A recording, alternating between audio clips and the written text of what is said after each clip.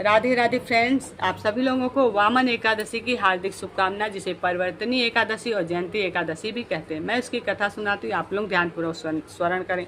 अगर आप लोगों को पसंद आए तो लाइक कमेंट शेयर करना नहीं भूलिएगा। चलिए मैं कथा सुनाती हूँ। युधिष्ठिर बोले, भाद्रपक्ष शुक्ल पक्ष की एकादशी का क्या नाम है, कौन देवता है, क्या विधि है और क्या पुण्य है, सो हमसे कहिए। श्री कृष्ण बोले, हे राजन, स्वर्ग मोक्ष को देने वाली, सब पापों को हरने वाली परम पवित्र वामन एकादशी की कथा मैं तुमसे कहता हूँ। हे राजन, इसको जयंती एकादशी भी कहते हैं। इसके स्मरण मात्र से पाप दूर हो जाते हैं।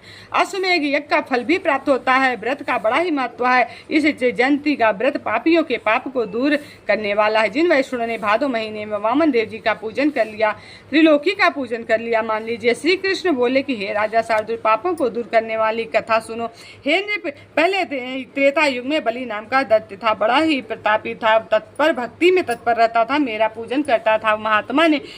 उस महात्मा ने इंद्र से बैर करके मेरा दिया हुआ इंद्रलोक जीत लिया। इस बात को लेकर सभी देवता एकचित्त होकर मेरे पास आए और सारी कथा कही।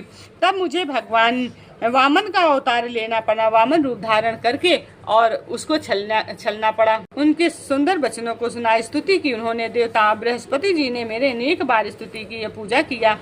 संपूर्ण ब्रह्मांड में स्थिर है ऐसा रूप धारण किया, उग्र रूप धारण किया। वामन ने सत्य तत्पर राजा बलि को जीत लिया। युधिष्ठिर बोले, वामन भगवान से असुर बाली राजा को कैसे जीता। श्री कृष्ण कहते हैं, ब्रह्मचारी बालक का रूप धारण करके राजा बलि से प्रार्थना की कि मुझे 3 पग भूमि दे दीजिए, मैं मेरे लिए तीनों लोक के समान होगी। उन्होंने भूमि देने का संकल्प ले लिया। जैसे ही उन्होंने संकल्प लिया, मैं त्रिविक्रम शरीर विशेष रूप से बढ़ने लगा मेरा, और मैं तीनों लोकों में फैल गया।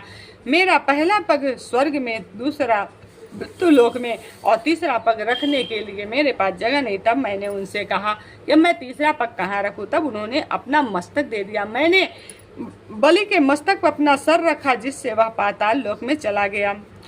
वेद के मंत्र से अनेक प्रकार की स्तुति करने लगा। तब बलिराज हाथ पकड़ के मैंने उससे कहा कि पैर से तो पृथ्वी, दूसरे नाप लिया स्वर्ग, अब तीसरा पैर तेरे मस्तक पर रखकर मैं पाताल को पहुंचाता हूँ। तब मैंने इसके माथे पर पैर रख दिया।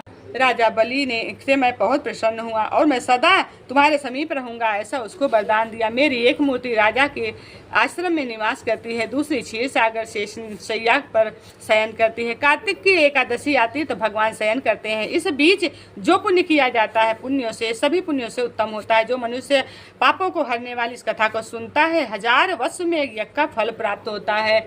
बोलिए श्रीमन नारायण की जय, एकादशी माता की जय। श्री राधे राधे।